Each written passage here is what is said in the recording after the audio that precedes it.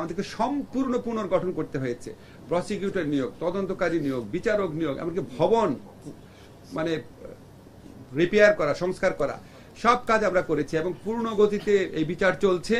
বিচারের গতি নিয়ে আমরা যথেষ্ট সন্তুষ্ট এবং এখানে আমি যেটুকু মনে করি যে আগামী হয়তো 2-1 মাসের মধ্যে আপনারা দেখবেন ঘন ঘন শুনানির ডেট পড়ছে। আমরা হয় কি ঘন ঘন শুনানির ডেট পড়লে তখন যখন আসামিদের আমরা নিজের চোখের সামনে দেখি তখন মনে হয় হয়তো বিচার হচ্ছে, কিন্তু প্রি ট্রায়াল স্টেজে বিচারের গতি নিয়ে আমরা তো চোখে দেখি না, তো এই জন্য মনে হয় তো গতিটা স্লথ, কোনোভাবেই স্লথ না। আপনাদের এটা আশ্বস্ত করতে পারি।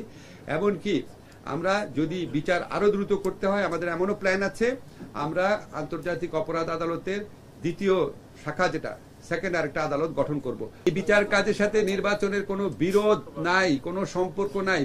বিচারের গতিতে চলবে। বিচারের গতি নির্ধারণ করে হচ্ছে বিচারক, ট্রায়াল।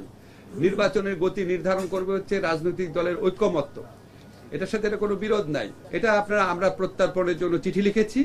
চিঠি লেখার পর ভারত যদি শেখ হাসিনাকে প্রত্যর্পণ না করে, তাহলে এটা বাংলাদেশের সাথে ভারতের যে প্রত্যর্পণ চুক্তি, সেটা সুস্পষ্ট লঙ্ঘন হবে। সেটা আমরা সেই ব্যাপারে আমরা বিশ্ব সমাজে কি পদক্ষেপ নেব সেটা আমাদের পররাষ্ট্র মন্ত্রণালয়ের মাধ্যমে ঠিক করা হবে।